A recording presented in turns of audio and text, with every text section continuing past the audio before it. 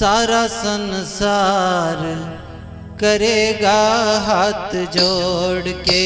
श्यामा तोरी आरती कन्हैया तोरी आरती सारा संसार करेगा हाथ जोड़ के। सारा संसार करेगा हाथ जोड़ के। सारा संसार करेगा हाथ जोड़ के।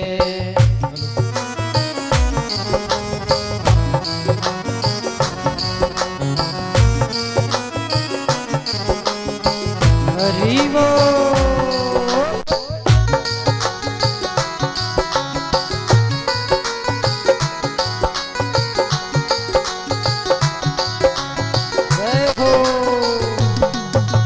सिर पर सोहन मुकुट विराजे। सिर पर सोहन मुकुट विराजे। गले में जयंती माला साजे। गले में जयंती माला साजे। और फूलन को हार करेगा हाथ जोड़ के। श्यामा तेरी आरती कन्हैया तेरी आरती सारा संसार करेगा हाथ जोड़ के। जय हो।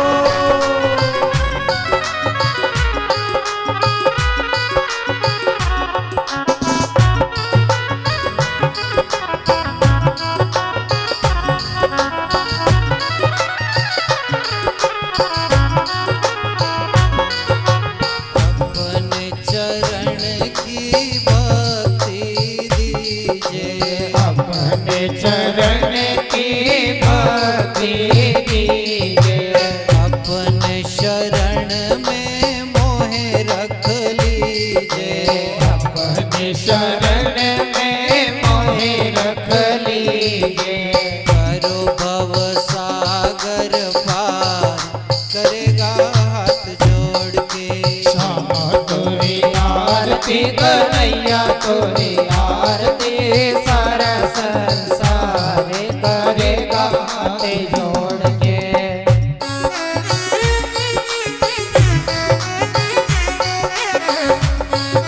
जय हो।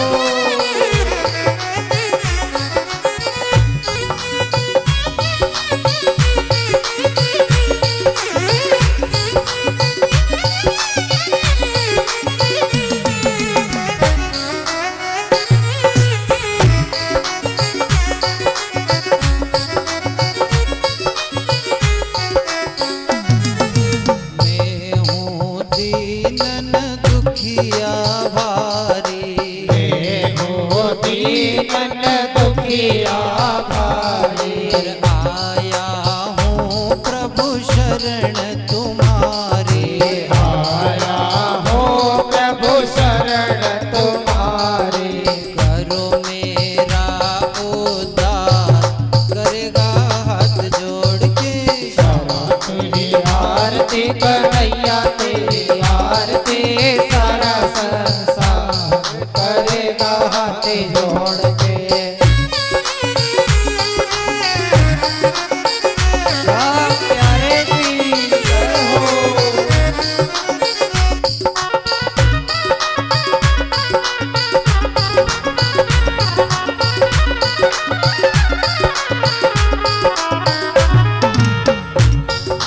ओ प्रेम सहित जो आरती गावे। प्रेम सहित जो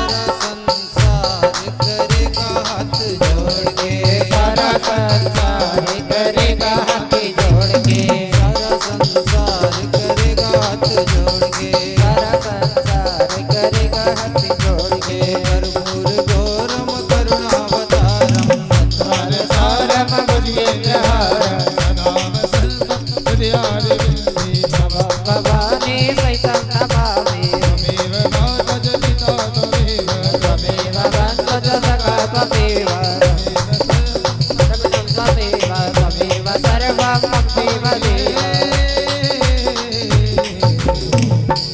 हरार्तिक्यं शीतलीकरणं वे देवं तद्देहादात्मर भगवान परात्पर परखलेश्वर अकारण करुणा वरुणालय भक्तवांछा कल्पतरु तडुंदित विनिंदित पीतांबरधारी निर्विकार निर्विकल्प निरंजन निराकार आनंद कंद परमानंद राधिका और चंदन भगवान श्री राघवेंद्र सरकार के चरणों में प्रणाम एवं भगवान श्री राघवेंद्र सरकार के चरणों का अनुसरण करने वाले श्री हनुमान जी महाराज के श्री चरणों में वंदन करते हुए पिनाकपाणी ओडरदानी आशुतोष कालों के काल बाबा महाकाल के श्री चरणों में वंदन करें प्रणाम करते हुए एवं भगवान श्री बालकृष्ण लाल की वांग्मय प्रतिमूर्ति श्रीमद् भागवत महापुराण के श्री चरणों में हम वंदन करते हुए इस गांव भैंसोदा मंडी में जितने भी स्थापित देवी देवता हैं सभी स्थापित देवी देवताओं को इस पवित्र व्यास मंच से हमारा बारंबार वंदन है प्रणाम करते हुए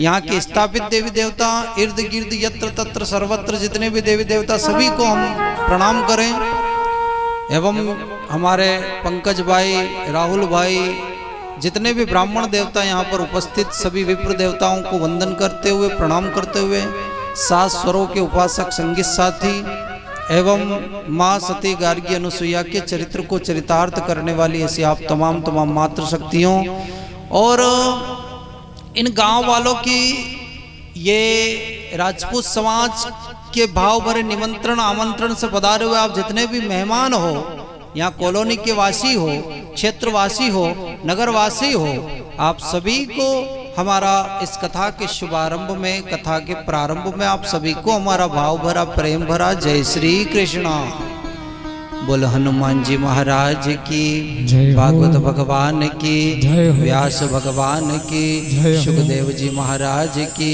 ब्रह्मलीन पूज्यपाद स्वामी जी महाराज की सदगुरु देव की नर्मदा माई की शिप्रा महारानी की और जो नी बोले उसकी भी और जो बातें कर रहे उनकी भी शिव नमः पार्वती पते हर हर महादेव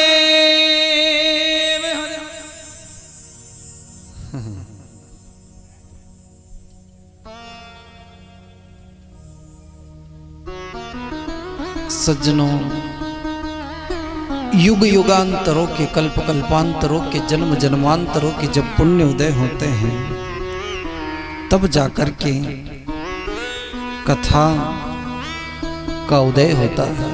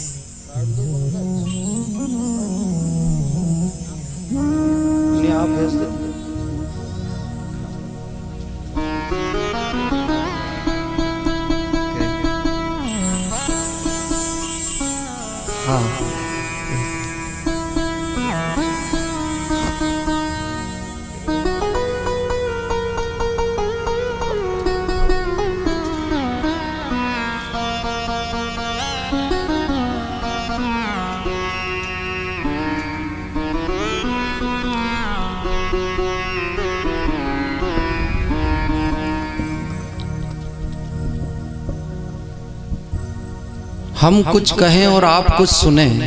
अच्छा, पहले तो यूं बताओ कि आप लोग सब कल कथा में इतने ही लोग थे कि और ज्यादा थे? ज्यादा थे ना, तो दिन पे दिन बढ़ोतरी होनी चाहिए कि घटोतरी हो रही है सर? अच्छा, बहुत सारे विचार कर रहे हैं कि महाराज अभी तो महाराज आएंगे बैठेंगे आरती होगी जब हम चलेंगे न। महाराज भी यही सोच के अगर आए तो फिर कथा हो जाएगी, वो भी यही सोचे कि जनता आएगी थोड़ी भीड़ होगी टेंट भरेगा पांडाल भरेगा जब चलेंगे तो कथा हो जाएगी। और आप लोगों ने कल कहा था कि जो मैंने आपसे कल निवेदन किया था कि सच्चा श्रोता कौन होता है, कि जो कथा प्रारंभ हो उससे 20 मिनट पूर्व आकर के बैठे हैं वो सच्चा श्रोता होता है। लेकिन यहाँ पर तो आकर के देखा तो कौन बैठा हुआ था, केवल टेंट थे और हम थे है ना। तो इसलिए समय का ध्यान रखें, और समय का जिसने ध्यान रख लिया समय उसका ध्यान रखता है। सज्जनों, हम कुछ कहें आप कुछ सुने उससे पूर्व आइए 2 मिनट परमात्मा का भजन करें और अपने वाणी को पवित्र बनाएं, क्योंकि जब तक वाणी पवित्र नहीं होगी, जब तक आपका मन पवित्र नहीं होगा, जब तक सत्संग में आनंद नहीं आ पाता है। तो आइए 2 मिनट परमात्मा का याद करें, भगवान को भजन करें, इसके बाद में कथा में आनंद लें।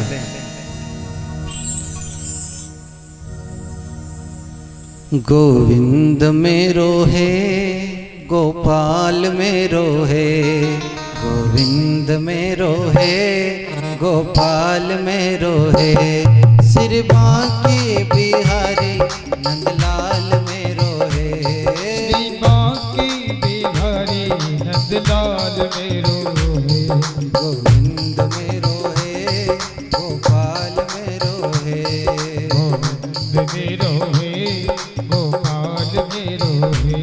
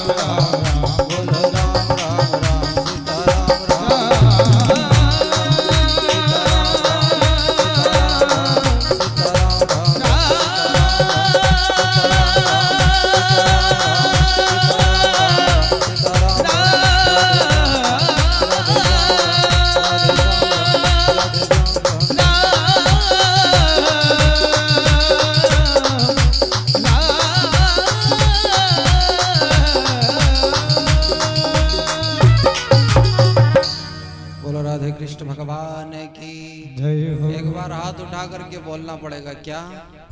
कुछ नहीं बोलना, बैठे रहो शांति से। सज्जनों, अभी आप लोगों ने गाया, क्या गाया? कि गोविंद मेरो है गोपाल मेरो है। अच्छा, जो आप लोग बोल रहे ईमानदारी से बताना, क्या वो गोविंद अपना है? नहीं महाराज, अपना कौन है? 30 नंबर मेरी है के वंडल मेरा है ना। अपना 30 नंबर है। 24 घंटे जेब में लेकर के घूमने वाले लोगों को देखा है हमने, और जब वो सोते हैं तो तकिए के पास में अपने बंडल को भी सुलाते हैं, है ना। तो महाराज फिर झूठ बोलते हो कथा में बैठे हो, है? तो अपना कौन है? 30 नंबर है कि नहीं है साहब? और भगवान को जिस दिन अपनों ने भाव से मान लिया कि ये ठाकुर अपना है, उस दिन परमात्मा भी कह देगा कि अगर तुमने मुझे अपना माना है तो मैं भी भक्त को अपना मान लूँगा। लेकिन ऐसा कब होगा? जब भाव से परमात्मा का भजन करेंगे, भाव से गोविंद की कथा सुनेंगे। और कथा नवदा भक्ति में भी अगर आता है तो श्रवणम कीर्तनम विष्णु स्मरणम पाद सेवनम अर्चनम वंदनम दास्यम शंखमात्म निवेदनम। पहली भक्ति यदि कोई बताई गई है तो श्रवण की बताई गई है। क्या श्रवण करना? सत्संग को, कथाओं को श्रवण करने मात्र से ही भक्ति हो जाती है। जरूरी नहीं है कि आप समुद्र के किनारे जाओ, जंगल में जाओ, वन में जाओ और माला लेकर के घर गृहस्थी छोड़ करके आप भगवान का भजन करो, वो जरूरी नहीं है। अच्छा काम करना भी भक्ति माना गया है। किसी गरीब की मदद कर लेना काम भी भक्ति माना गया है हमारा। जरूरी नहीं है कि आप सब कुछ छोड़ करके वन में जाओ, मंदिर में बैठे रहो 24 घंटे, कुछ होना जाना नहीं है हमारा। क्यों? क्योंकि मन में खोट भरी और मुख में हरी, फिर मंदिर में जाने से क्या फायदा। मेल मन का ना धोया बदन धो लिया, मेल मन का ना धोया बदन धो लिया, फिर गंगा नहाने से क्या फायदा। है ना? लक्स साबुन से स्नान करने से क्या तन पवित्र हो जाता है? आप क्या सोचते हो ब्यूटी पार्लर पे जाकर के फेरम लवली 99 पॉन्ड्स पाउडर से आप अपने चेहरे को जबरदस्ती काले को गोरा बना रहे हो, तो उससे क्या भगवान मिल जाएंगे? नहीं महाराज, ठाकुर ऐसे नहीं मिलता। मेरा गोविंद कहता है कि भाव कुभाव अनख आलसू और नाम जपत मंगल दिस दसहु। भगवान कहता है कि भावो विद्यते देवो, जहाँ भाव से अगर मुझे एक फूल भी समर्पित कर दोगे तो मेरा गोविंद आपके उस फूल को लेने के लिए भी प्रकट हो सकता है, राजी हो सकता है। लेकिन ऐसा कब होगा? जब आप भाव रखोगे। आप लोग ईमानदारी से बताना, सब कथा में बैठे हो, आप लोग जोर जोर से गाते हो, क्या गाते हो? कि तन मन धन तेरा क्या लागे मेरा। और वही आरती जब पुजारी जी लेकर के सामने आते तो जेब में हाथ डाल करके सोचते हो कि 10 का चढ़ोगे, 1 का चढ़ोगे, 20 का चढ़ोगे। हैं? अभी जोर जोर से गा रहे थे, बोल रहे थे कि तन मन धन तेरा। है? तो मैं कहना चाहूंगा महाराज, कथनी और करनी में फर्क होता है। हम जो करते हैं वो कर नहीं पाते हैं, करना बहुत कुछ चाहते हैं। पैसा किसके पास नहीं है? सभी के पास में, लेकिन मन नहीं है। ऐसे करोड़ों करोड़पति लोग देखे हैं हमने जो महाराज इस आदि भवानी मंडी को भोजन कराने की हिम्मत रखते हैं, लेकिन भगवान उसी का पैसा लेता है, उसी का लेता है कि जिसको उसकी आवश्यकता है। उसने कहा कि ये पैसे से राजी है, इसको पैसा ही दे दिया, अपने को क्या काम है।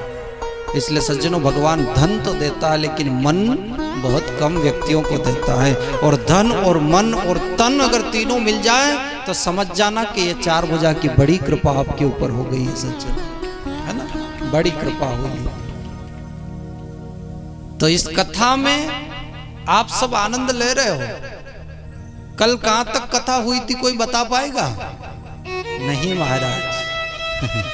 सुखदेव महाराज की जन्म की कथा और भागवत की महिमा क्या है, भागवत का गुणानुवाद क्या है। भागवत कहते किसको है महाराज? भ शब्द कीर्ति वचनो, ग शब्द ज्ञान वाचक, सर्वेष्ट विस्तारस्य तो विस्तारस्य वाचक।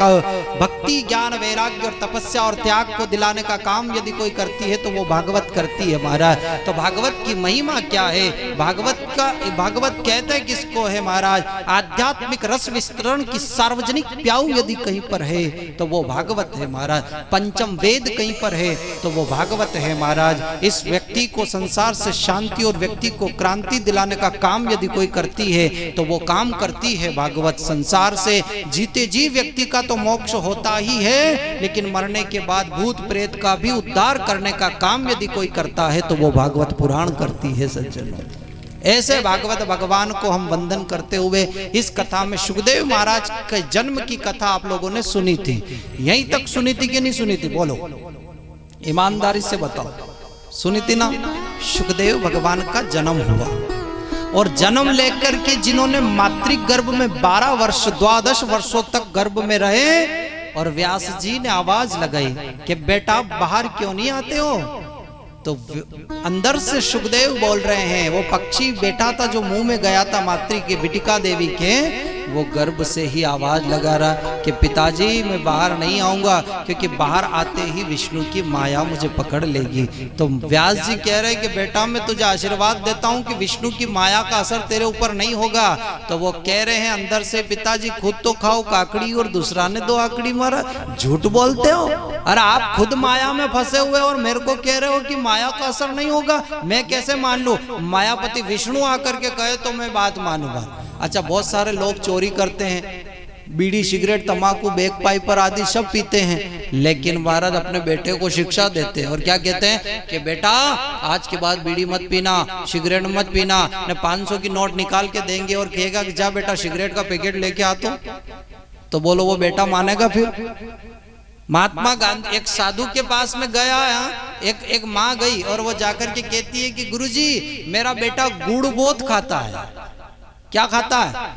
मेरा बेटा गुड़ बहुत खाता है, कोई दवाई हो तो बताओ। तो संत ने कहा कि इसकी दवाई है लेकिन आज नहीं 3 दिन बाद आना। 3 दिन बाद फिर गई, गुरुजी कोई दवाई हो तो बताओ, मेरा बेटा गुड़ बहुत खाता है। तो वो संत कह रहे कि इसकी दवाई तो है पर 1 महीने बाद आना। 1 महीने बाद फिर गई कि गुरुजी कोई दवाई हो तो बताओ, मेरा बेटा गुड़ बहुत खाता है। तो बोले इसकी दवाई तो है पर आज नहीं 3 महीने बाद आना। 3 महीने बाद गई और कहा गुरुजी कोई दवाई हो तो बताओ, मेरा बेटा गुड़ बहुत खाता है। तो साधु ने कहा कि तेरा बेटा कहाँ पर है? कि बोले ये रह गया, ला इधर आ। कान पकड़ा और संत ने कान में क्या बोला कि बेटा आज के बाद में गुड़ मत खाना, बस ये दवाई, जाओ घर।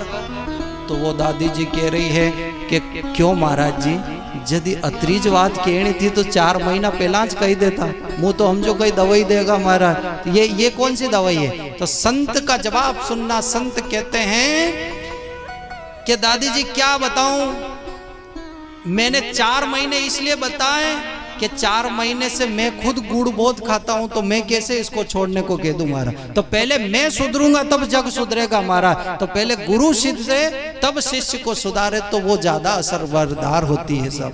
इसलिए पहले अपने आप को सुधारो और फिर जग सुधारने के लिए निकलो। तो मेरा निवेदन है कि किसी को कहने से पहले अपने आप को सुधार लो तो जग वैसे ही सुधर जाएगा। तो सुखदेव महाराज अंदर से बोल रहे हैं, गर्भ से 12 वर्ष के बाद पिताजी विष्णु, मायापति विष्णु आकर के कहे तो मैं गर्भ से बाहर आऊं। तो सज्जनों 4 भुजानाथ प्रकट हुए और उन्होंने कहा बेटा सुखदेव तू बाहर आ जा, तुम्हारे माता जी को तकलीफ होती है। तो बाहर आए और बाहर आते ही उनका नाम पड़ गया क्या कि यम प्रव्रजंतम अनुपेतम अपेत कृत्यम द्वेपायनो विरह कातर आजुहाव पुत्रेर्ति तन्मयतया तरवोभिनेदु स्तम सर्वभूतहृदयं मुनिमानतोस्मि। बोलो सुखदेव जी महाराज की। और शुक महाराज ने जन्म लेते ही क्या किया? आपके तो बेटा जन्म लेता है तो हैप्पी बर्थडे टू यू करते हो न। आजकल तो नियम बन गया क्या कि 1 मंथ पूरा हुआ तो 1 केक और ले आए, दूसरा महीना हुआ तो दूसरा केक ले आए। पहले तो साल भर में 1 बार बर्थडे मनता था, अब तो हर महीने बर्थडे मना ही रहा था। तो यहाँ पर तो सुखदेव महाराज ने क्या किया? जन्म लेकर के ही माँ को माँ नहीं समझा और पिता को पिता नहीं समझा और घर को घर नहीं समझा। क्या कहाँ चले गए? वो नीची गर्दन करी और सीधे जंगल की ओर, वन की ओर साधु बन गए। और पिताजी आवाज लगा रहे हैं कि यम प्रव्रजंत मनु, बेटा सुखदेव, बेटा सुखदेव। लेकिन सुखदेव ने किसी की नहीं सुनी और सीधे जंगल की ओर जाने लगे। तो जो ये वृक्ष थे ना, वृक्ष जंगल में, इन वृक्षों ने आवाज लगाई और कहा व्यास जी को कि ओ व्यास जी कौन किसका पुत्र है? और ये तो कृष्ण का लाडला भगत है, ये किसी का पुत्र बेटा नहीं है। ये तो कृष्ण भक्ति में लीन है, किसी को नहीं मानता ये बात कही तो वृक्षों की बात व्यास जी के कान में गई। व्यास जी उदास होकर के घर लौट करके आ गए। एक ऐसी कथा मिलती है कि यहाँ से आगे गए तो वहां पर 16 साल के सुखदेव जी महाराज थे। जब वो पीछे पीछे आगे आगे सुखदेव जा रहे और पीछे पीछे व्यास जी महाराज दौड़ रहे, तो स्त्रियां कुछ ब्रजबलिता कुछ ब्रजंगनाएं वहां पर नदी में स्नान कर रही थी। और जब सुखदेव महाराज गए तो स्त्रियों को लज्जा नहीं आई, और जब पीछे पीछे व्यास जी जाने लगे तो वो स्त्रियां क्या कर रही है, बाहर निकलो और अपने कपड़ों अपने बदन को ढको महाराज, कपड़े पहनो। कपड़े पहनने लगे तो व्यास जी महाराज 2 मिनट के लिए वहां रुके और रुक करके उन स्त्रियों से कहते हैं, उन गोपियों से पूछते हैं कि गोपियों यूं बताओ कि मेरा नौजवान 16 साल का बेटा इस रास्ते से गुजरा, जो तुमको शर्म नहीं आई? और मैं बूढ़ा व्यक्ति, मेरी इंद्रियां शिथिल हो गई, मेरा आधा शरीर शमशान की ओर है, और मैं बूढ़ा व्यक्ति को देख करके तुम अपने बदन को ढकती हो, शर्म करती हो मुझसे? मेरे जवान बेटे से शर्म नहीं और मुझ बूढ़े से शर्म, इसका कारण क्या है? तो वो गोपियां ने बड़ा सुंदर जवाब दिया। वो गोपियां कहती हैं कि व्यास जी महाराज, अरे तुम्हारा बेटा जो सुखदेव गया है उसको ये मालूम नहीं है कि स्त्री कौन है न पुरुष कौन है, सुंदर कौन है न गोरा कौन है, काला कौन है। महाराज और तुम तो इस चीज को जानते हो कि अच्छी कौन है, बुरी कौन है, वस्त्रहीन कौन है और वस्त्र वाली कौन है महाराज। और तुम्हारा बेटा जो गया है, तुम जो हो तुम माया को जानते हो, और माया से विहीन जो बेटा है वो सुखदेव। इसलिए पर्दा तो किससे किया जाता है? माया वालों से, मायापति से कभी पर्दा नहीं होता है। जब ये बात कही तो व्यास जी समझ गए कि मेरा इतना वितरागी और त्यागी अगर मेरा बेटा है तो मैं ऐसे त्यागी व्यक्ति को घर में कैसे रख सकता हूँ। यहाँ से आगे चले गए तो अब व्यास जी बूढ़े होने लगे, और बूढ़े होने लगे तो उन्होंने विचार किया। क्या विचार किया? आप भी बूढ़े हो गए हो कि नहीं हो गए? काई में हुए बूढ़े मालूम है आपको? महाराज घर गृहस्थी चलाने में बूढ़े हो गए, बच्चे को बड़े करने में बूढ़े हो गए। तो यहाँ पर भी व्यास जी महाराज बूढ़े हो गए। और व्यास जैसे हम लोगों की इच्छा रहती क्या, हमारे 2 बेटे हैं 3 बेटे हैं, तो आप लोग सोचते हो हमारे 2 मकान हो गए और 1 मकान और हो जाए तो वह 3 ही रे आराम थी जीवन निकली जाएगा। उसके चक्कर में बूढ़े होते जा रहे हैं। फिर बोले मेरे 2 बेटे की शादी हो गई, 1 का और शादी हो जाए तो ये भी बेचारे आराम से रह जाएंगे साहब। अच्छा मैं आपसे पूछता हूँ साहब, घर गृहस्थी की बात थोड़ी सी करें। आपके भाई भाई में झगड़ा कुंवारे में होता है कि शादी के बाद में होता है?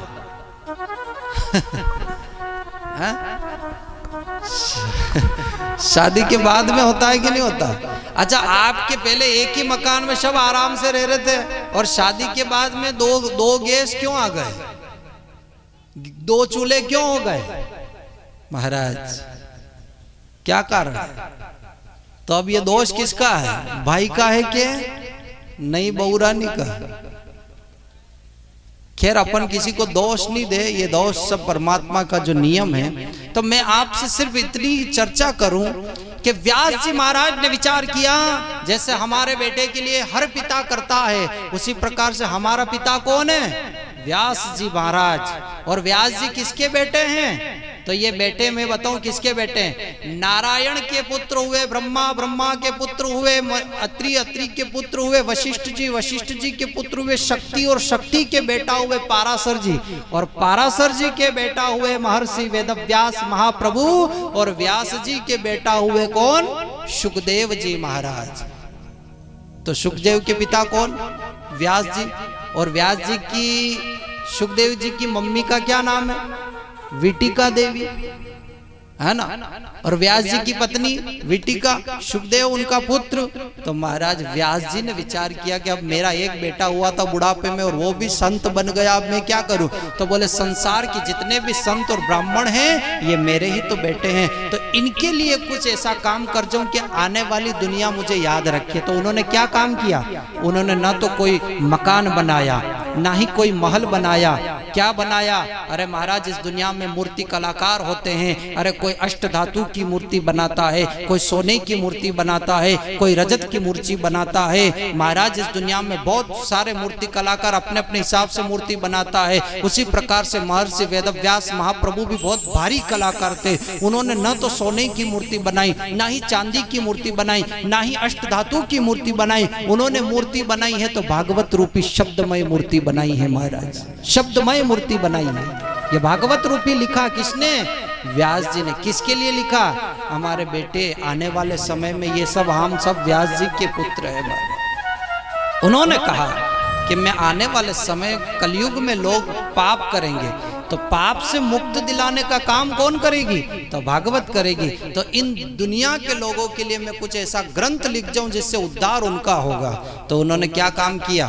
पहले इस सनातन धर्म में कुछ नहीं था तो क्या था? केवल एक वेद था।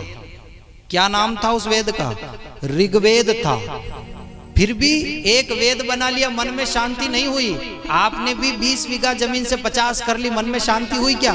2 बीघा और वही जा तो वाह, 3 बीघा और वही जा तो वाह, 60 वही जा, 99 रुपए जेब में है, लेकिन एक और वही जा तो 100 हो जाए तो काम हो जाए। उस एक के चक्कर में गोता खैरा महाराज ने लड़ाया करी रहा है, कोर्ट कचेरी करी रहा है, लेकिन फिर भी 1 रुपया मिला अभी तक किसी को।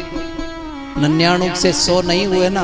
तो यहाँ पर भी महाराज व्यास जी विचार कर रहे हैं कि मैं क्या करूं। तो ऋग्वेद था और ऋग्वेद के आधार पर उन्होंने 3 वेद लिखे। 4 वेद कैसे बनते हैं, शास्त्र कैसे बनते हैं, वो कथा अब सतयुग से कथा चलती है। उन्होंने कहा कि मैं आने वाले इन लोगों के लिए क्या काम करूं। तो एक पिता बेटे के लिए मकान बनाता है, लेकिन व्यास जी ने क्या बनाया? एक वेद के आधार पर उन्होंने 3 वेद और लिखे। क्या? ऋग्वेद तो था, इसके आधार पर उन्होंने यजुर्वेद, सामवेद और अथर्ववेद, ये 4 वेद हो गए, लेकिन फिर भी मन में शांति नहीं हुई है। इसके बाद उन्होंने 6 शास्त्र लिखे, लेकिन फिर भी मन में शांति नहीं हुई है। तो 6 शास्त्र के आधार पर कितने पुराण लिखे उन्होंने? 17 पुराण लिख डाले सज्जनों, लेकिन फिर भी मन में शांति नहीं हुई। तो अभी क्या करें? चिंता करने लगे, और चिंता भी इंसान को जलाती है और चिता भी इंसान को जलाती है। चिंता किसको कहते हैं और चिता किसको कहते हैं? एक आदमी मोटा तगड़ा था और एक पतला दुबला था, और जो मोटा था वो 2 रोटी खाता था और पतला था वो 1 लीटर दूध पीता था। तो उस मोटे व्यक्ति ने कहा, क्यों रे तू इतना दूध पीता और फिर भी सूखी हड्डी हो रहा है, तू तेरी हेल्थ नहीं बन रही, इसका कारण? तो वो कह रहा है, यार मैं इतना दूध पीता हूँ, मेरी हेल्थ नहीं बन रही है, और तू कुछ भी नहीं खाता, तू इतना मोटा कैसे हो रहा है? तो उस मोटे व्यक्ति ने कहा कि महाराज, मैं जब मार्केट जाता हूँ ना, तो लोग मुझे गाली भी देते हैं तो भी मैं हंसता रहता हूँ। कोई मेरे पीठ पीछे बुराई भी करते तो भी मैं हंसता रहता हूँ। तो वो पतला वाला कह रहा कि मेरे को जो कोई कह दे तो मैं तो आंख बबूला हो जाता हूँ महाराज। तो उसने कहा, बस यही कारण है तेरे पतले होने का और मेरे मोटे होने का, है ना। तो इसलिए जीवन में क्रोध नहीं करना। तो चिंता भी सताती है और चिता भी इंसान को जलाती है। चिंता और चिता में फर्क सिर्फ इतना है कि चिता मरने के बाद में जलाती है और चिंता इंसान को जीते जी जला डालती है। बोलो जय श्री कृष्ण। तो एक गुरुजी थे साहब, एक सेठ जी की कथा याद आती है चिंता की। एक सेठ जी थे, उनके पास में इतना धन था कि उनको ही मालूम नहीं मेरे पास में कितना धन है। उन्होंने मैनेजर को आवाज लगाई, मैनेजर इधर आओ। मैनेजर आया, क्या आदेश है साहब? यूं बताओ कि मेरे पास में कितना धन है, जरा कैलकुलेशन करके आओ। तो मैनेजर को कैलकुलेशन करने में 3 दिन का समय लगा। सेठ जी ने पूछा, कितना धन है? मैनेजर ने कहा, साहब महाराज आपके पास में इतना धन है कि 10 पीढ़ी बेटी बेटी खा ले, इतना धन है आपके पास में।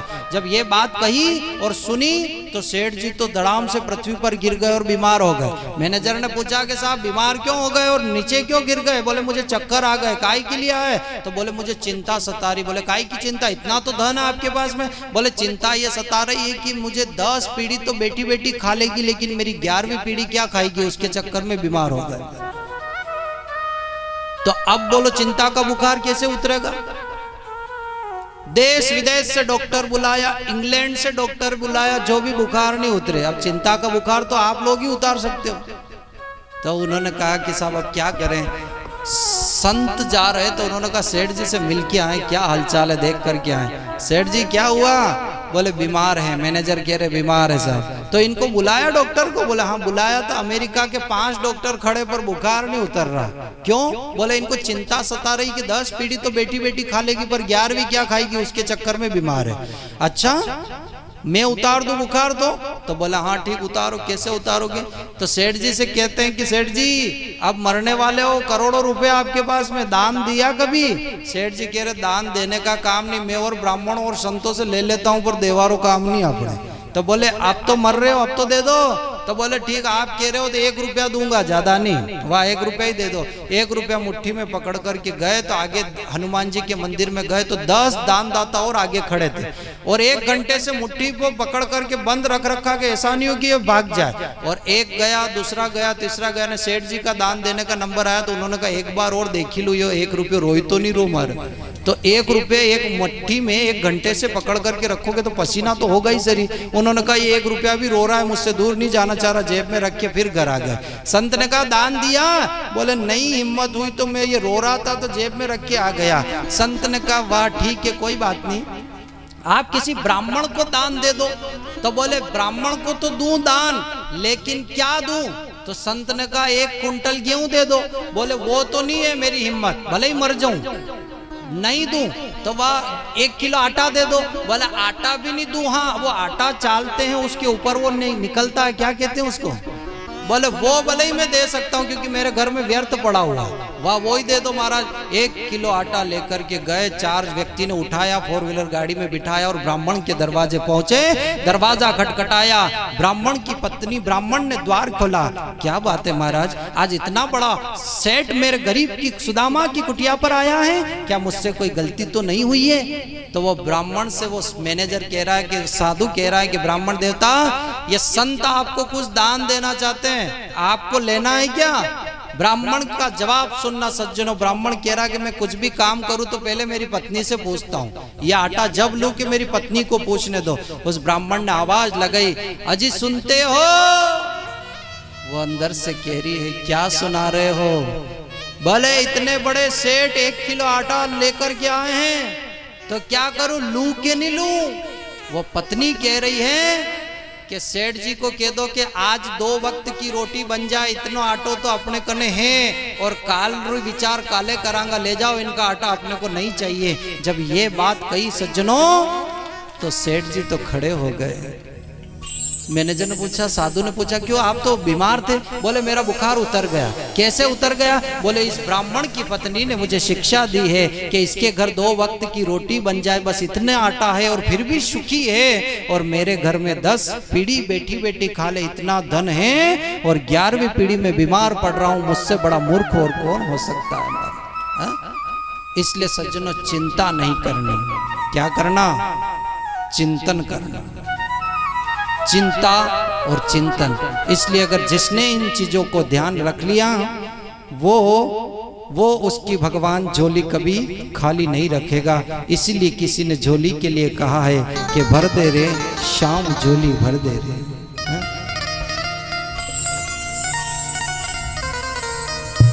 ओ भर दे रे शाम झोली भर दे ना बहलाओ बातों में, ना बहलाओ बातों में। ओ भर दे रे शाम झोली भर दे ना बहलाओ बातों में, ना बहलाओ।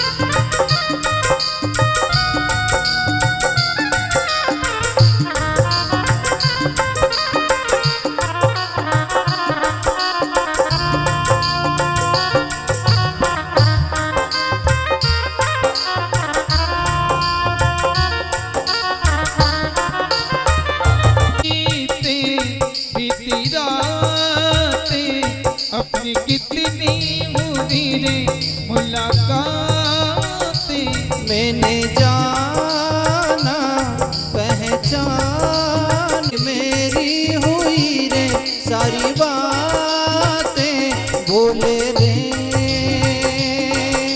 श्याम अब तो भूले भूले क्या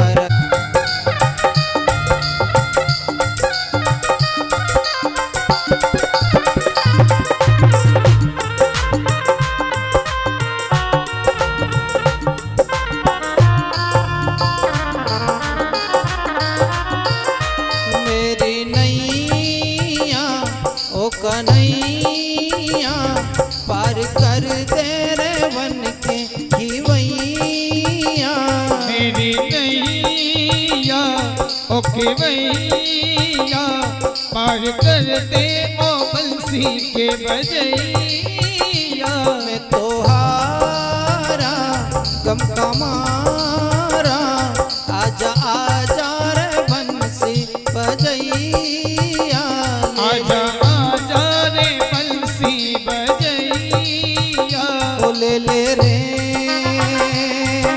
श्याम अब तो ले ले मेरा हाथ हाथों में मेरा हाथ हाथों में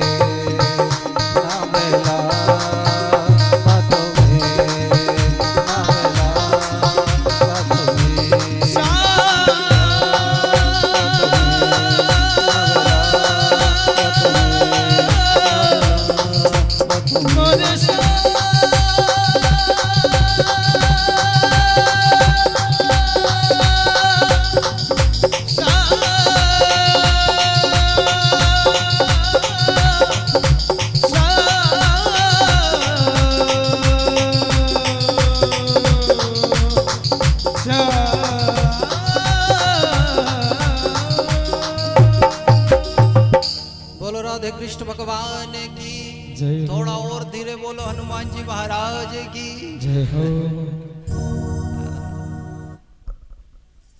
जय हो।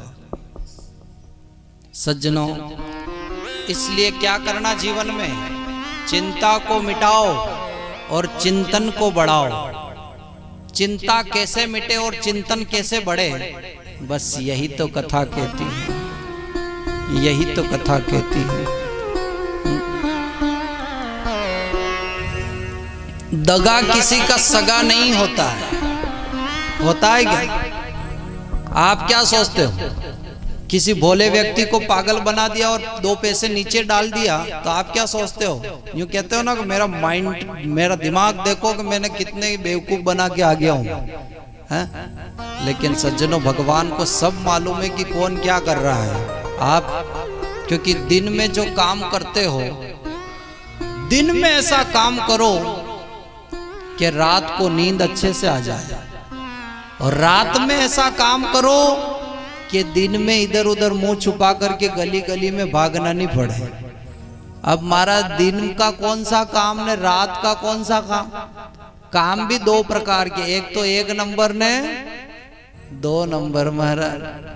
तो अब दिन का ऐसा क्या काम है कि रात को नींद अच्छी आ जाए, और बचपने में ऐसा काम करो कि जवानी अच्छे से गुजर जाए, और जवानी में ऐसा काम करो कि बुढ़ापा अच्छे से गुजर जाए, और बुढ़ापे में ऐसा काम करो कि 4 बुझानात आपको लेने खुद आ जाए महाराज। तो बुढ़ापा क्या और जवानी क्या महाराज? बचपने में ऐसा क्या काम है और दिन में ऐसा क्या काम है? जैसे दिन में काम करते हैं लोग, यूं सोचते हैं अपने को कौन देख रहा है, यहाँ कर लो ना जो करना है। लेकिन दिन में जो गलत काम करते हैं उसका साक्षी कौन होता है? सूर्य नारायण। अब सूर्य की किरण से कहाँ बच करके जाओगे? और रात में कोई गलत काम होता है तो उसका साक्षी चंद्र भगवान होता है, तो अब चंद्र की किरण कहाँ नहीं जाती है? तो आप क्या सोचते हो, चार दीवार में अपने को इंसान नहीं देख रहा, लेकिन जिस दिन आपकी मौत होगी उस दिन आपकी गवाही देने के लिए कौन खड़ा रहेगा? सूर्य और चंद्र। पूछेगा कि इसने दिन में क्या काम किया, रात में क्या किया, सब बताओ तो आप तो वहां भी झूठ बोलोगे, लेकिन वो खड़ा रह जाएगा कि मैं खड़ा हूं, मैं साक्षी हूं कि इसने ऐसा काम किया। लेकिन जितने भी आप बैठे हो, आप सब दिन में अच्छा काम कर रहे हो। क्या अच्छा काम कर रहे हो? ये कथा और सत्संग सुन रहे हो, तो ये भी साक्षी सूर्य नारायण है। तो कि वो बोलेगा कि इसको तेल की कढ़ाई में मत डालो क्योंकि इसने 7 दिन मेरी कथा सुनी है। न अगर नहीं सुनने वाले को तो फिर भुगतना पड़ेगा। इसलिए चिंता, चिंतन और चिंता दोनों में फर्क है महाराज। और चिंता को मिटाओ, चिंतन को बढ़ाओ, यही कृष्ण कथा कहती है। बोलो जय श्री कृष्ण। व्यास जी महाराज एक वेद से 4 वेद बनाए लेकिन शांति नहीं मिली, 4 वेद से 6 शास्त्र बनाए लेकिन मन में फिर भी शांति नहीं है, और 6 शास्त्र के आधार पर 17 पुराण बना दी लेकिन फिर भी मन में शांति नहीं है। तो अब क्या करें? तो व्यास जी क्या हो गए? उदास हो गए कि मैंने इन दुनिया के लोगों के लिए कुछ काम नहीं किया, संतुष्टि नहीं हुई, उदास हो गए। तो उनकी उदासीनता दूर करने के लिए कौन आया? श्रीमन नारायण। नारायण का कीर्तन करते हुए कौन आए? नारद जी महाराज आए। और नारद जी ने देखा, क्या बात है व्यास जी महाराज, उदास बैठे हो, क्या जीवन में कोई संकट है? व्यास भगवान कह रहे, क्या बताऊं, मैंने एक वेद के आधार पर 4 वेद बनाए, 4 के आधार पर 6 शास्त्र बनाए, 6 के आधार पर 17 पुराण बना दिए, लेकिन फिर भी मेरे मन में शांति नहीं हो रही कि मैंने कलयुग के लोगों के लिए क्या करूं जिससे इनका उद्धार हो, आने वाली पीढ़ी मुझे कैसे जानेगी?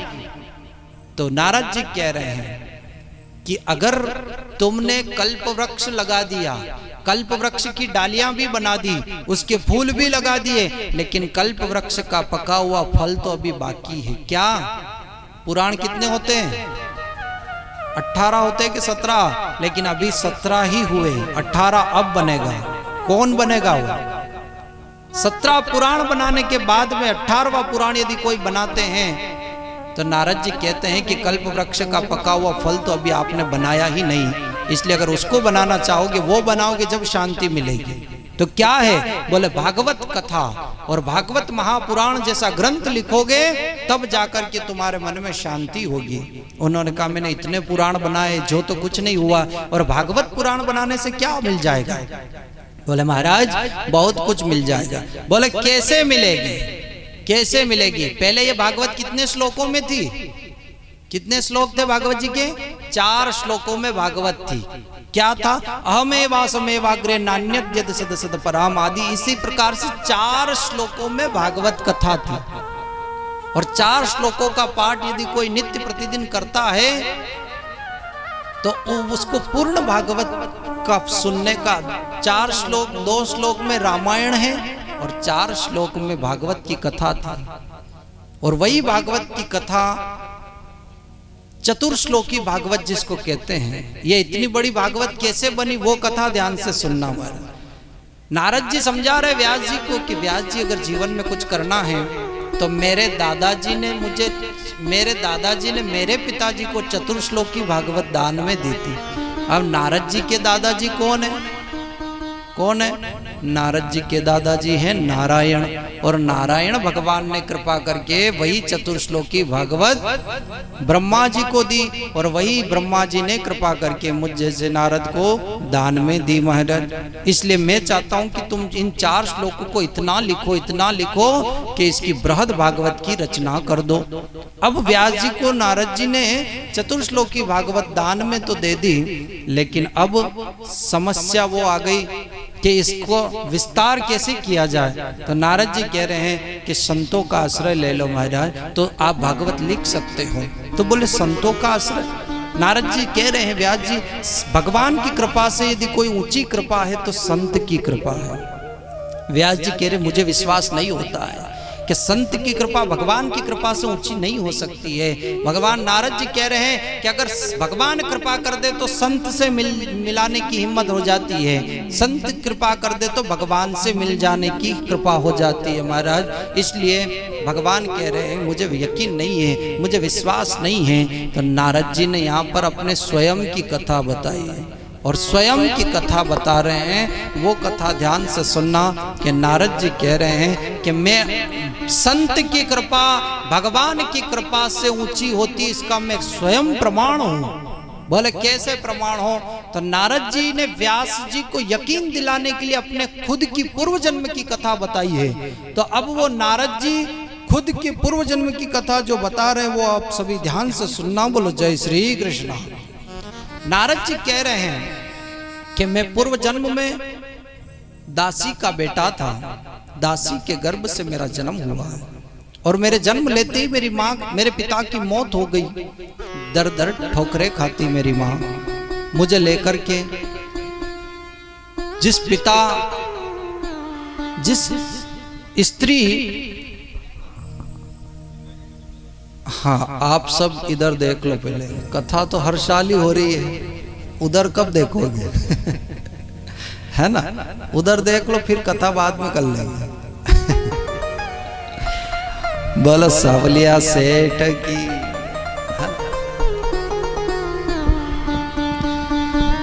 नारद जी पूर्व जन्म की कथा बता रहे कि मैं दासी का बेटा था, दासी के गर्भ से मेरा जन्म हुआ और मेरे जन्म होते ही मेरे पिता की मौत हो गई। मृत्यु होते ही मेरी दर दर की ठोकरें मैं और मेरी माँ दोनों खा रहे थे।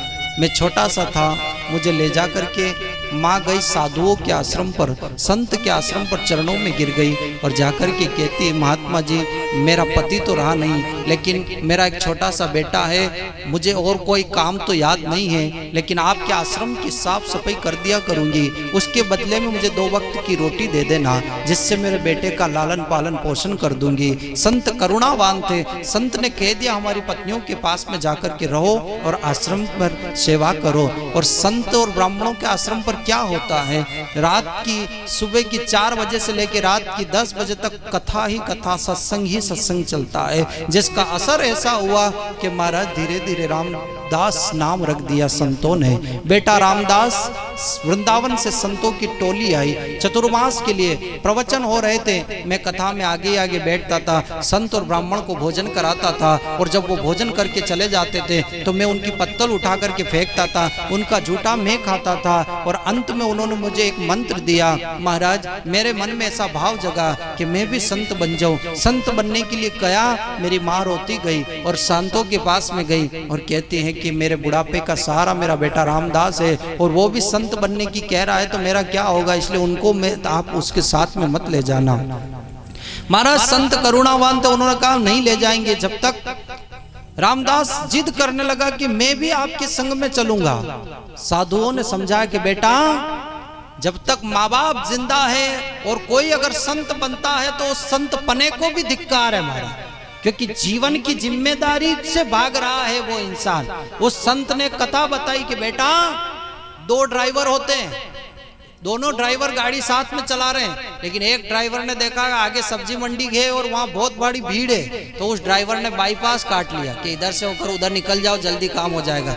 और एक ड्राइवर वो था, उसने कहा कि भले ही सब्जी मंडी में भीड़ है लेकिन गाड़ी तो इसे इधर से ही निकालूंगा। तो महाराज कौन सा ड्राइवर पक्का है? जो भीड़ में से गाड़ी निकाल दे वो पक्का है। उसी प्रकार से ये आप और हम सब क्या है, ये सब्जी मंडी ही है, और जो सब्जी मंडी में से गाड़ी निकालने वाला पुरुष है तो वो सच्चा ब्राह्मण और सच्चा संत है। और जो जिन्होंने बाईपास काटा है वो संत है। उन्होंने देखा भीड़ में क्या करेंगे, अपन बाईपास होकर के निकल जाए। महाराज अरे बाईपास से तो हर कोई भगवान प्राप्त कर सकता है, लेकिन गृहस्थी में रहकर के जिसने परमात्मा का भजन किया वो सबसे बड़ा महात्मा होता है सज्जनों।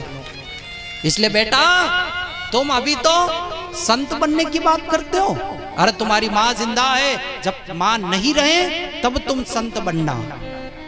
अब रामदास को एक मंत्र दिया, क्या कि ओम नमो भगवते वासुदेवाय, ओम नमो भगवते वासुदेवाय। इस मंत्र का तू जाप करना जब तेरी माँ नहीं रहे, तो हम तुझे आशीर्वाद देते हैं कि तेरे तेरे को परमात्मा की प्राप्ति होगी। सज्जनों, रामदास कह रहा है, व्यास जी को नारद जी कथा बता रहे खुद की, मैं मेरी कथा नहीं बता रहा हूं। आप यूं सोच रहे होंगे कि महाराज आप रहते तो घणो दुख वयो देखा है, तो मेरी नहीं है ये। रामदास कौन? नारद जी, वो व्यास जी को बता रहे हैं और कह रहे हैं कि मैंने भगवान से प्रार्थना करी और कहा कि हे परमात्मा, मेरी माँ की मौत हो जाए। मुझे ऐसा नहीं कहना चाहिए था। क्यों? क्योंकि मैं भजन करने बैठता हूं ना, तो मेरी माँ मुझे उठा देती कि बेटा कहीं ऐसा नहीं हो कि तू संत बन जाए। इसलिए हे भगवान, मेरी माँ की मौत हो जाए। तो ऐसा लिखा है कि माँ एक दिन गौ माता का दूध निकालने गई तो एकदा निर्गता गेहा दुहंती निशिगामपति और सर्पोदस्पता स्पष्टा कृपणा काल चोदिता। वहां पर एक काला नाग बैठा हुआ था और काले नाग ने माँ को डसा और माँ की मौत हो गई। मेरे आंखों से दो प्रकार के आंसू निकले, एक तो ठंडे आंसू और एक गर्म आंसू। ठंडे गर्म आंसू इसलिए निकले कि मेरे पिता की मौत के बाद में मेरा बुढ़ापे का सहारा यदि कोई था तो वो केवल मेरी माँ थी। और ठंडे आंसू इसलिए निकले सज्जनों कि मेरे भजन करने में मेरी माँ बाधा उत्पन्न करती थी। अब मुझे भजन करने में कोई नहीं रोकेगा। और माँ का संस्कार करते हुए गया प्रभात क्षेत्र में और मंत्र का जाप किया। किसने? रामदास ने। और इतना जपा कि ओम नमो भगवते वासुदेवाय, ओम नमो भगवते वासुदेवाय, ओम नमो भगवते वासुदेवाय। आप मत बोलना, अच्छा नहीं लगेगा। ओम नमो भगवते वासुदेवाय। महाराज इस मंत्र का जप किया और जप किया तो एक आकाशवाणी हुई। आकाशवाणी ने कहा कि बेटा रामदास, अभी तेरे पुण्य अधूरे हैं, अभी हम तुझे नहीं मिल सकते, तेरे संस्कार अधूरे हैं। जब ये पूरी सृष्टि प्रलंकाल समुद्र में डूब जाएगी तो तू खुद मेरा बेटा बन करके आएगा। और मैं जोर जोर से रोने लगा। सृष्टि प्रलंकार में डूब गई और आज मेरे एक संत की कृपा देखो कि जब ये सृष्टि पूरी चली गई तो मैं नर से नारायण और ब्रह्मा का बेटा नारद बन करके तुम्हारे सामने खड़ा हूं। ये है संतों की कृपा हमारा, ये होती है साधुओं की कृपा। और तुम कह रहे हो कि भगवान की कृपा ऊंची नहीं है, इसका मैं प्रमाण हूं। तो व्यास जी के समझ में आई और व्यास जी ने कहा कि अब मुझे यकीन हो गया कि संत की शरण में जाकर के मैं भागवत को लिखना चालू करूंगा। अभी भागवत इतनी बड़ी बनी नहीं है, अब कैसे बनी वो कथा ध्यान से सुनना। व्यास जी ने 4 श्लोकों को लिया और लिखना प्रारंभ किया और इतना लिखा कि 4 श्लोक से कितने श्लोक बना दिए उन्होंने? कितने श्लोक बनाए? भागवत जी में कितने श्लोक है? जो जागीरा भी बोलो उवावरान काले कायदा में। भागवत जी में 18,000 श्लोक व्यास जी ने लिखे। 4 श्लोक के 18,000 श्लोक लिख डाले। 335 अध्याय, 4 अध्याय आगे के, 6 अध्याय आगे के महात्म्य में और 4 अध्याय भागवत जी के पीछे के महात्म्य में और 345 टोटल अध्याय होते हैं। 18,000 श्लोक और 12 स्कंद यानी 12 स्कंद और 18,000 श्लोक की बनकर के ये भागवत कथा प्रकट हो गई महाराज। और यही भागवत की कथा यहाँ से व्यास जी ने लिखी, जो सुखदेव पर पधारी, सुखदेव से परीक्षित पर गई, परीक्षित से सूत जी पर गई, सूत जी से महाराज हिमालय पर गई, हिमालय से 7 समुद्र के पार आई, 7 समुद्र से आज चलती चलती भारत में आई और भारत देश के महात्माओं पर आई, ब्राह्मणों पर आई और हमारे पूज्यपाद स्वामी जी महाराज के पास में आई। और वही भागवत चलती चलती इस दास पर आई और यही भागवत चलती चलती आज इस भैसोदा मंडी में भी आ गई है। यही भागवत कथा वहां से चली और आज दिन तक चलती आ रही है। अब प्रश्न एक उठा, क्या अब बूढ़े आदमी कथा थोड़ी कर सकते हैं? शरीर काम नहीं करा, उन्होंने तो मोटरसाइकिल बना दी, गाड़ी बना दी, लेकिन गाड़ी को चलाने वाला तो कोई न कोई जवान ही चाहिए। तो उन्होंने कहा कि यार भागवत तो मैं अब कब तक करूंगा, तो इसलिए ये भागवत, ये रसोई तो बन गई, लेकिन रसोई परोसने वाला कौन है? अब ध्यान देना सज्जन, रसोई बनाना अलग बात है, लेकिन रसोई को परोसने वाले में गुण होने चाहिए तो ही वो परोस सकता है। जैसे आप लोगों ने देखा होगा कि शादी ब्याह मौसर में आदि में लोग, छोटे बच्चे मजाक करते ही हैं, यूं परोसते कि लो साहब रसगुल्ला लोगे क्या, गुलाब जामुन लोगे क्या? तो वो एक कोई मना कर देता उसका दोस्त कि नहीं मुझे नहीं चाहिए, तो वो क्या कहता, एक खाइले धर वहां पे ही देखिएगा खाइले। है? तो महाराज अगर ऐसा रसोई परोसने वाला अगर आ जाए तो बताओ भोजन ठीक ठाक हो जाएगा? नहीं होगा ना, बुरा लग जाएगा। तो महाराज भागवत जैसी रसोई को परोसने वाले में भी गुण होने चाहिए, तभी रसोई परोसी जा सकती है, वरना लोग जनता जनार्दन नाराज हो सकती है। तो यहाँ पर भी भागवत रूपी रसोई तो बनकर के तैयार हो गई, लेकिन रसोई परोसने वाले में कितने गुण होने चाहिए? 6 गुण होने चाहिए रसोई परोसने वाले में। 6 गुण कौन कौन से? ध्यान देना, थोड़े साहित्यिक शब्दों का प्रयोग करूंगा मैं। रसोई परोसने वाले में 6 गुण कैसे? रसोई परोसने वाला दीप्त होना चाहिए, रसोई परोसने वाला तृप्त होना चाहिए, रसोई परोसने वाला दुर्व्यसनों से युक्त होना चाहिए, रसोई परोसने वाला सर्वगुण संपन्न होना चाहिए। अब आप लोग विचार कर रहे होंगे कि महाराज अगर ये 6 गुण किसी में नहीं हो तो क्या वो भूखे मरे? अगर 6 गुण नहीं हो तो रसोई परोसने वाले में मुख्य गुण एक होता है, कौन सा? अरे रसोई परोसने वाला आप तो होना चाहिए, रसोई परोसने वाला तृप्त होना चाहिए, रसोई परोसने वाला दुर्व्यसनों से मुक्त होना चाहिए। अगर ये 6 गुण उसमें नहीं भी हो तो चलेगा, लेकिन रसोई परोसने वाला मेरा भगवान का भक्त होना चाहिए, वही किसी को खिला सकता है? बहुत सारे विचार कर रहे कि महाराज ने जिम्मेवारी इच्छा तो माने घनी है, लेकिन कई खबर महाराज कण कई खा महाराज चारों थोड़ी खा। बहुत सारे विचार कर रहे हो, कई खबर महाराज कई हरी घास खा के, कई हुक्की खा के, है? बहुत सारे यूं डरते हैं कि क्यों महाराज की कथा करवाना तो हम भी चाहते हैं, लेकिन क्या पता ये कितने पैसे लेते हैं। अरे महाराज भागवत अणो अणियाम महतो मणियाम, यानी कि भागवत जी का एक शब्द के भी पैसे और दक्षिणा देने की इस भारत देश में किसी में हिम्मत नहीं है हमारी, एक शब्द की भी दक्षिणा। लेकिन मैं आपसे निवेदन करूं, केवल आपका भाव अगर हो तो हमने 6,000 रुपए में भी साउंड टेंट और संगीत के साथ में 6,000 रुपए मात्र में भी कथा करी। अब बताओ 6,000 रुपए में क्या आता है, लेकिन उस भक्त का भाव इतना था तो 6,000 में भी कथा हो गई। और 45 लाख रुपए तक के आयोजन हमने कर रखे हैं। हमारा केवल भाव होना चाहिए, आयोजन में कोई रेट नहीं होती है और भगवान की कथा में कोई पैसा नहीं होता है, सिर्फ व्यक्ति का मन होना चाहिए, आयोजन वैसे ही सफल हो जाता है ना? तो मैं आपसे कह रहा था कि रसोई परोसने में गुण होने चाहिए। तो व्यास जी महाराज कह रहे हैं कि मैंने ये भागवत रूपी रसोई तो बना दी, लेकिन परोसने वाले किसको ऐसा बोलूं कि जो भागवत जी का जन जन में प्रचार और प्रसार करे। महाराज ऐसा कौन है इस दुनिया में जो भागवत का प्रचार और प्रसार करे? तो कौन है? तो व्यास जी के मन में आवाज आई कि जिसने काम को जीता और क्रोध को जीता वही भागवत कथा सुन और कर सकता है। तो ऐसा कौन है जिसने काम और क्रोध दोनों को जीता हो? तो व्यास जी के मन में आवाज आई कि ऐसा तो और कोई नहीं है, लेकिन वो मेरा ही बेटा है। कौन? क्या नाम है? बोलो सुखदेव जी महाराज की।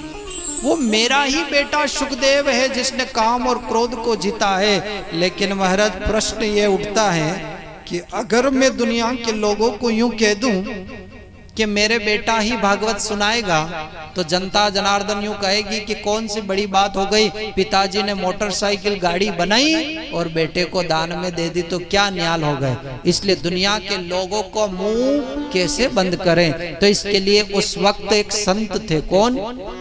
जनक महाराज। और कहा कि अगर जनक महाराज अगर घोषणा कर दे कि बेटा सुखदेव ने भागवत काम और क्रोध दोनों को जीता है, तो ये दुनिया तब उनके सामने नहीं बोलेगी, तब मैं उसको भागवत की कथा दान में दूंगा और वही भागवत प्रचार प्रसार करेगा। लेकिन पहला प्रश्न तो ये उठा कि पहले तो सुखदेव कहाँ बैठे हुए? समाधि में बैठे। अब उनको उठा करके जंगल से घर में लाएं, कैसे लाएं? अभी तो प्रश्न ये उठता है। तो व्यास जी ने अपने गने चुने नन्हे शिष्यों को बुलाया और कहा कि बेटा ये भागवत जी के 5 श्लोक में तुमको पढ़ा रहा हूं, ये वहां गाना कहां पर, जहां पर सुखदेव समाधि में बैठे हैं। तो महाराज शिष्य गए 2 और 1 श्लोक जाकर के गाया, कहां पर, जहां पर सुखदेव समाधि में बैठे हैं, और वो वाला श्लोक गाया। कौन सा, कि वरहा पीडम नटवर वपुः कर्णयो कर्णिकारम विभ्रद्वासः कनककपिशं वेजयन्तीं च मालां रन्ध्रान् वेणुरधरसुधया पूरयन् गोपवृन्दे वृन्दारण्यं स्वपदरमणं प्राविवस्गीतकीर्तिः। तो सुखदेव की समाधि टूटी। उन्होंने कहा, बेटा इतना सुंदर श्लोक तुमको किसने पढ़ाया? इसमें भगवान कृष्ण के सौंदर्य का वर्णन गाया है। तो वो उठ खड़े हुए। उन्होंने कहा, बेटा इतना सुंदर श्लोक भगवान का और सुनाओ ना। तो वो शिष्य कहता है कि ऐसा तो मुझे एक ही याद है, और अगर और सुनना है तो आपके पिता व्यास जी महाराज को 18,000 श्लोक याद है, चलो उनसे। तो सुखदेव कहते हैं, मैं घर नहीं आऊंगा, जाओ कह देना। व्यास जी ने पूछा, क्या हुआ? बोले, श्लोक सुन करके उठे तो थे, लेकिन फिर सो गए वो तो समाधि में। अच्छा, व्यास जी ने अपने दूसरे शिष्य को दूसरा श्लोक सुनाया कि जाओ जहां सुखदेव बैठे हो वहां जाकर के गाना। तो दूसरा श्लोक गा रहे हैं, क्या, कि अहो अकीयम स्तन कालकूटम जिगास पाया य सदा वसाद्वी लेभे गतिम धात्युच्युताम ततोन्यम कम वा दयालम शरणम ब्रजेम।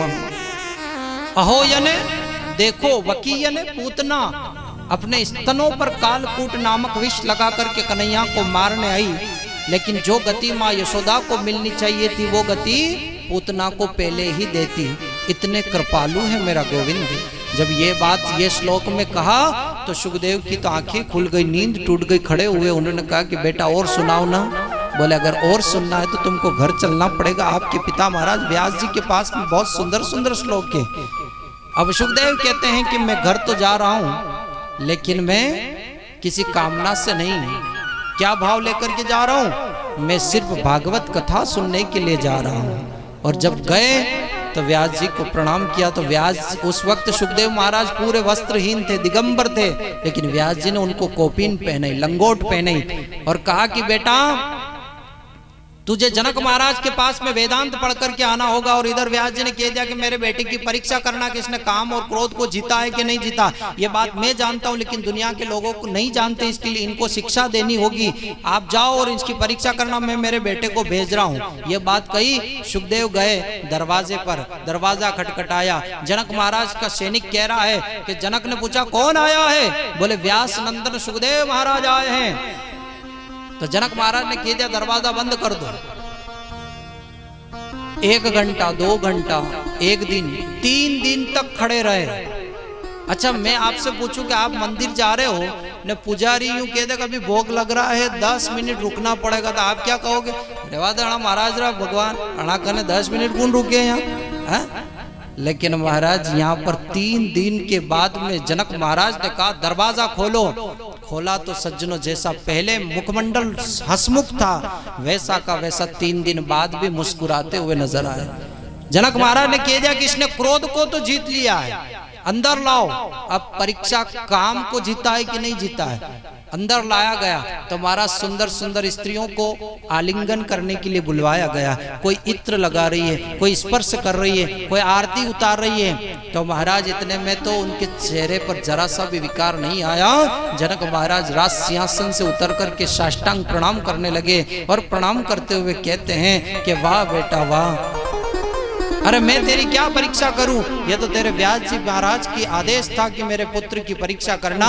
इसलिए ये जनक महाराज हाथ में गंगा जल लेकर के घोषणा करता है कि व्यास नंदन सुखदेव महाराज ने काम को भी जीता और क्रोध को भी जीता। महाराज ये बात कही तो दुनिया के लोगों को यकीन हो गया, क्योंकि माँ बाप कहते हैं वो विश्वास नहीं होता, लेकिन पड़ोसी कह देता वो बात यकीन हो जाती है। तो आज एक संत ने घोषणा कर दी, सुखदेव ही काम और क्रोध को जीतने वाला है। सर बोलो सुखदेव जी महाराज की।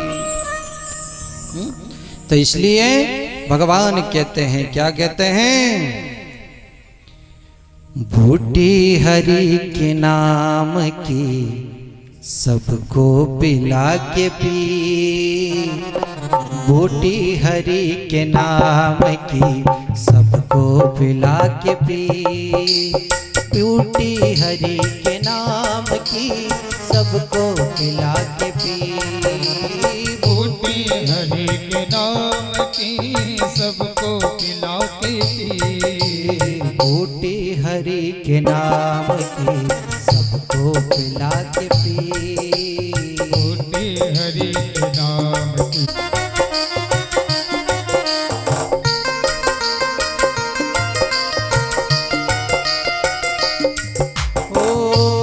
अगर खुद को मिटा के पी, पीने का शौक है अगर खुद को मिटा के पी, अर्जुन ने ज्ञान गीता का, अर्जुन ने ज्ञान गीता का शरबत बना के पी, बूटी हरि के नाम की सबको पिला के पी,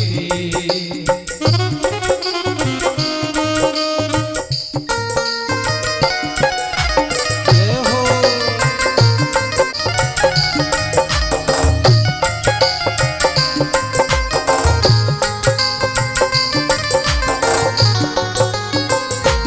ओ मीरा ने जहर का प्याला अमृत बना के पी, अमृत बना के पी, बाली ने चोट बाण की, काले चोट बाण की, सीने में खा के पी, बूटी हरि के नाम की सबको पिला के पी,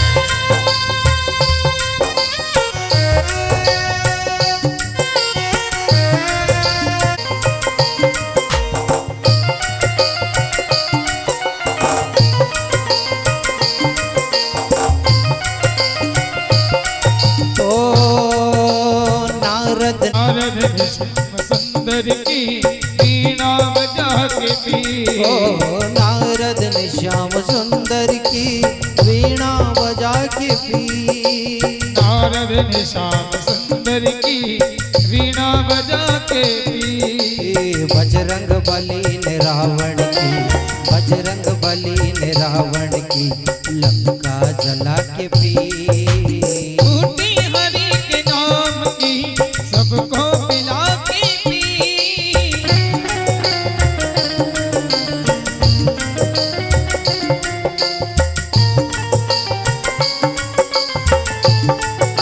हो।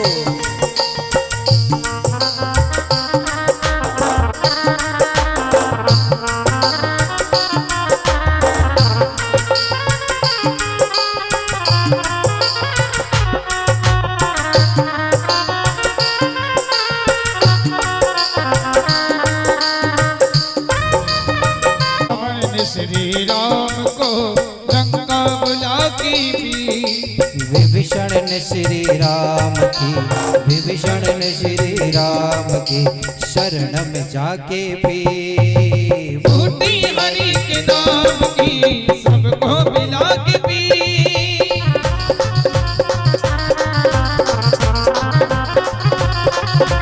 बूटी हरि के नाम की सबको पिला के पी,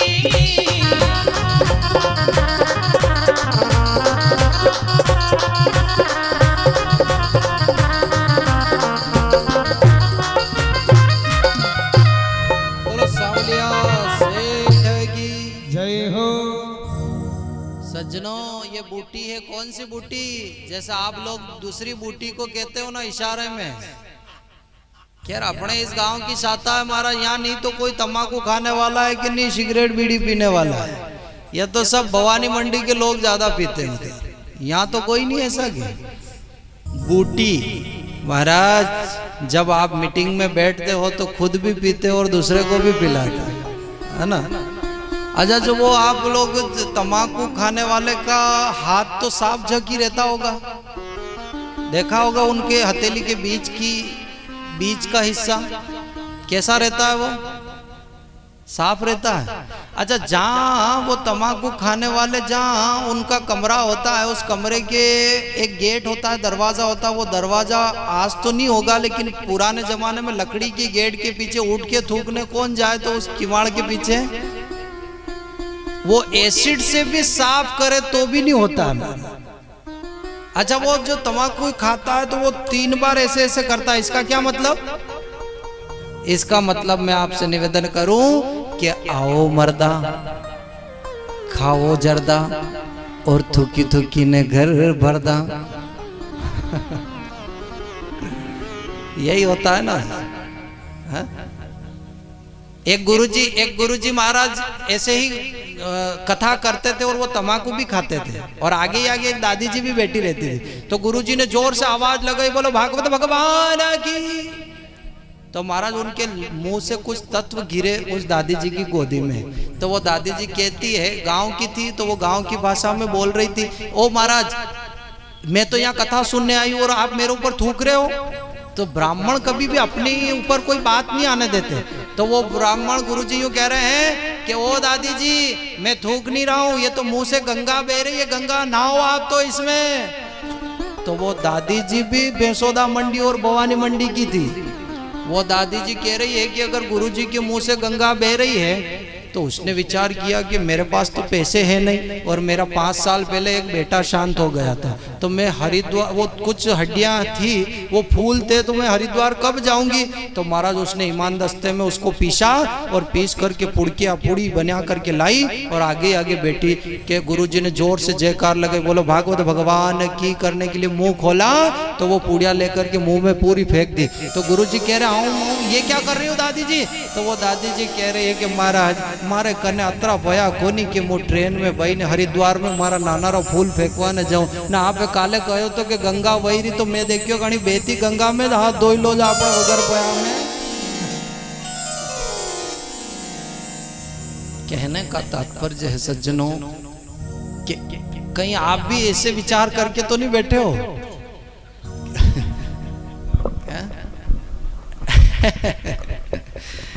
तो सज्जनों, वास्तव में ये गंगा है, लेकिन कौन सी गंगा?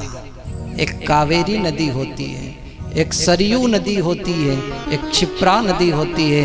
इन नदियों की गहराई में अगर आप जाओगे तो डूबते चले जाओगे।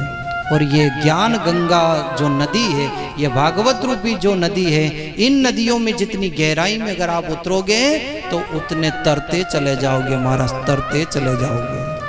भागवत अपार है, इसका कोई पार नहीं है। भागवत अवर्णनीय कथा है महाराज, भागवत अकथनीय कथा है महाराज, और भागवत का कोई वर्णन नहीं कर सकता। कौन वर्णन नहीं कर सकता है?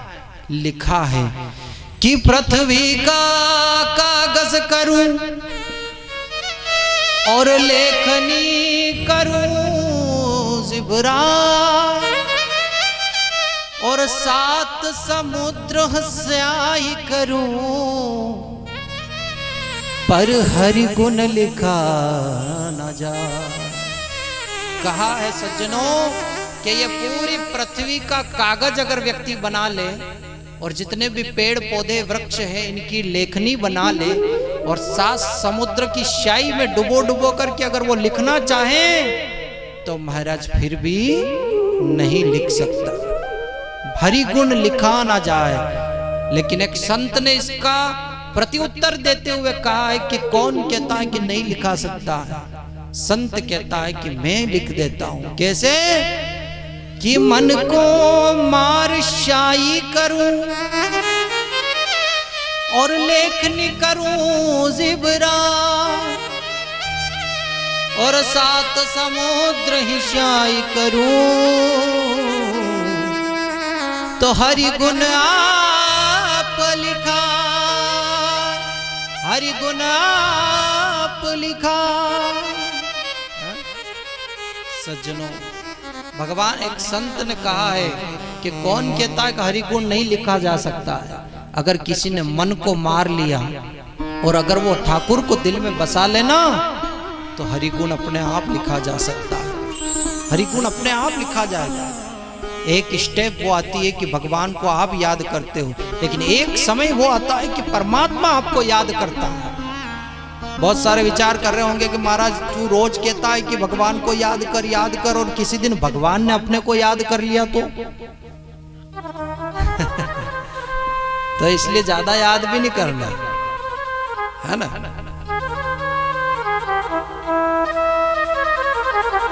तो भागवत कथा व्यास जी महाराज सुखदेव की परीक्षा करी और सुखदेव पास हुए, और पूरी भागवत कथा सुखदेव महाराज व्यास जी के पास में आए। जनक महाराज ने घोषणा कर दी कि काम और क्रोध को अगर किसी ने जीता है तो वो सुखदेव है। और सुखदेव महाराज व्यास नंदन के पास में आए, प्रणाम पिताश्री, मुझे भागवत कथा सुननी है। तो व्यास जी ने कहा कि बेटा मैं तुझे ये भागवत कथा सुना रहा हूं, लेकिन लोगों का उद्धार करना और जन जन में भागवत का प्रचार और प्रसार करना।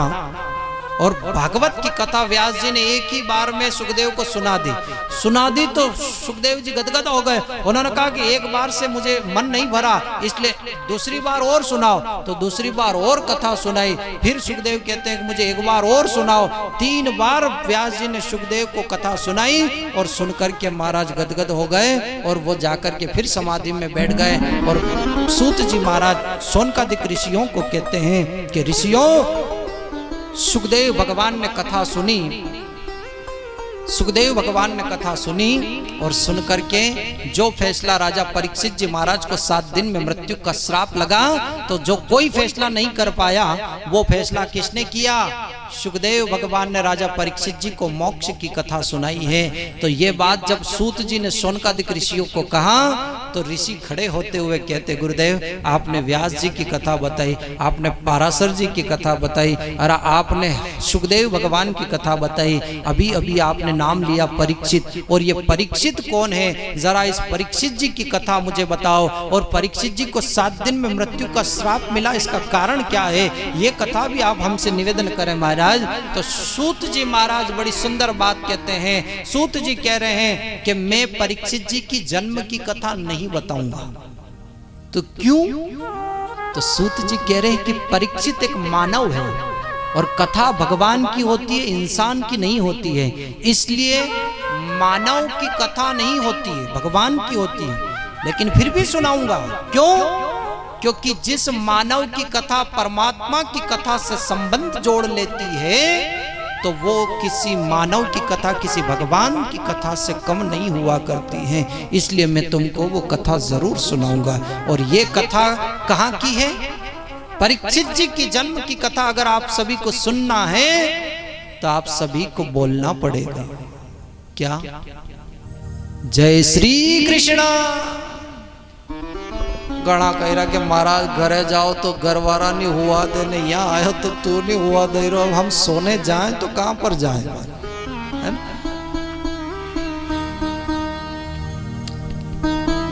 तो ये परीक्षित जी की जन्म की कथा ये भागवत कथा के अंदर नहीं है। ये कहां से लानी पड़ेगी?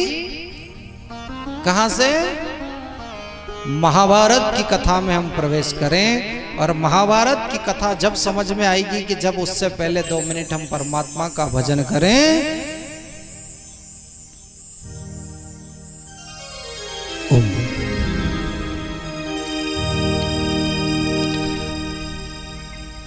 अनोखी थारी झांकी, अनोखी थारी झांकी, अनोखी थारी झांकी, अनोखी थारी झांकी, हमारा हमारा हमारा माँ अंजनी का लाल। अनोखी थारी झांकी,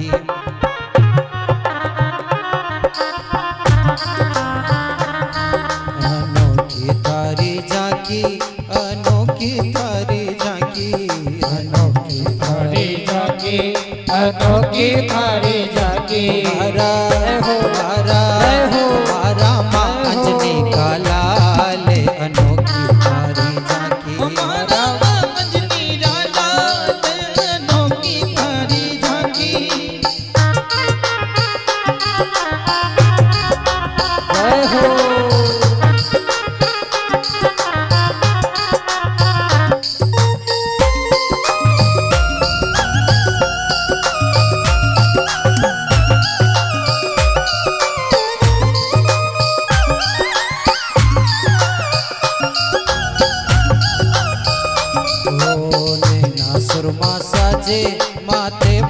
तिलक विराजे नैनों में सुरमा साजे माथे पे तिलक विराजे बाबा ओ बाबा ओ बाबा मुख में नागर बार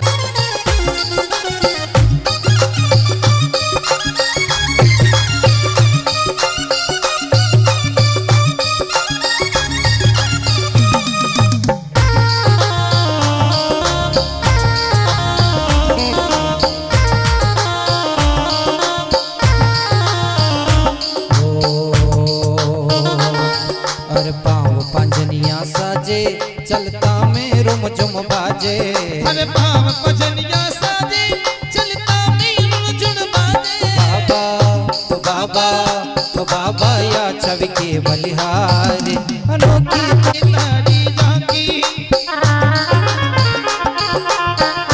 बालाजी महाराज की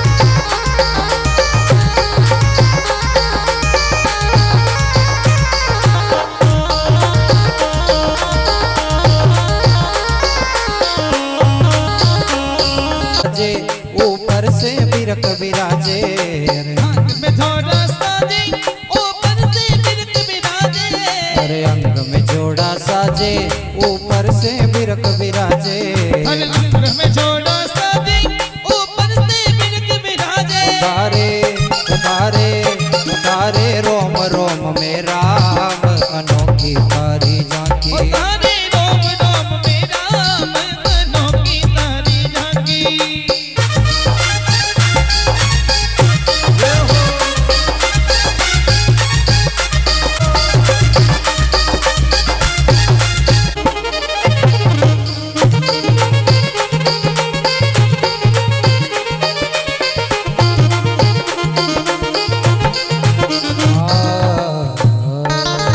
बोलो हनुमान जी महाराज बोलो भागवत भगवान की जय हो चार भुजान परीक्षित जी का जन्म करने के लिए अपने को इस कथा को यहीं पर विश्राम दो और कहां चले महाभारत की कथाओं में।